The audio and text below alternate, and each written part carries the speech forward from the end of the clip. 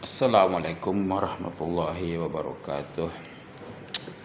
Eh, Kuliah kita pada kali ini akan membahas mengenai penganggaran untuk perencanaan dan pengendalian.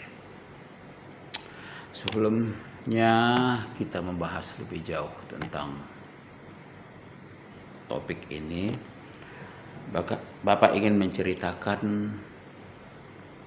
pengalaman seorang dokter di Amerika sana, namanya Dokter Roger. Dokter Roger adalah dokter gigi yang sangat sukses. Dia punya klinik gigi yang sukses. Juga memiliki perusahaan properti, mengembangkan bisnisnya juga ke industri pembuatan keperluan-keperluan yang berkaitan dengan kesehatan gigi, apakah itu gigi palsu dan peralatan-peralatan lain yang dibutuhkan yang berkaitan dengan klinik gigi.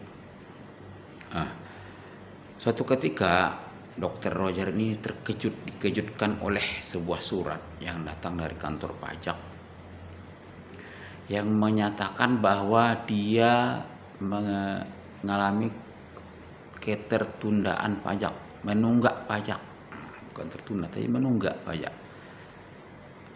Beliau tertunggak pajak yang jumlahnya sangat besar. Tentu saja ia sangat kaget, kelimpungan dia, bingung dia. Dia heran apa gerangan yang terjadi di balik ini semua. Nah, dari keheranan itu beliau mendatangi konsultan keuangan yang ada di kotanya. Kemudian tiba waktunya konsultan keuangan ini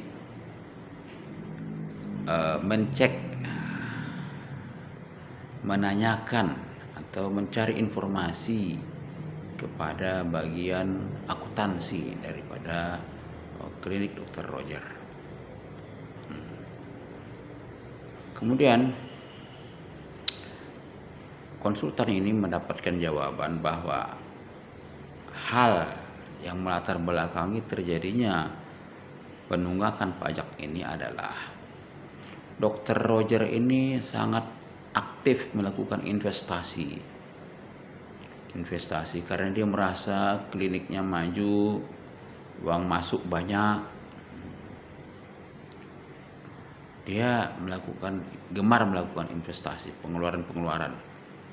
Bukan itu saja, karyawannya diberikan tunjangan-tunjangan, kenaikan gaji, segala macam. Semua itu dilakukan tanpa berkonsultasi dengan bagian keuangan. Dia lakukan sendiri saja, tanpa memperhitungkan apakah dana yang tersedia ini betul-betul cukup untuk memenuhi kebutuhan investasi, pengeluaran yang dilakukan itu. Nah, itulah yang menjadi latar belakang kenapa sampai Dokter Roger ini menunggak pajak. Lalu menjadi pertanyaan, kenapa hal itu bisa terjadi? Nah, pada saat tanggal harus melakukan setoran pajak, pada saat itu dana kas di perusahaan tidak cukup untuk membayar pajak. Kemudian bagian keuangan ini juga menunda lagi besok. Pada saat ditagih tidak tersedia dana karena dananya sudah terlanjur diinvestasikan.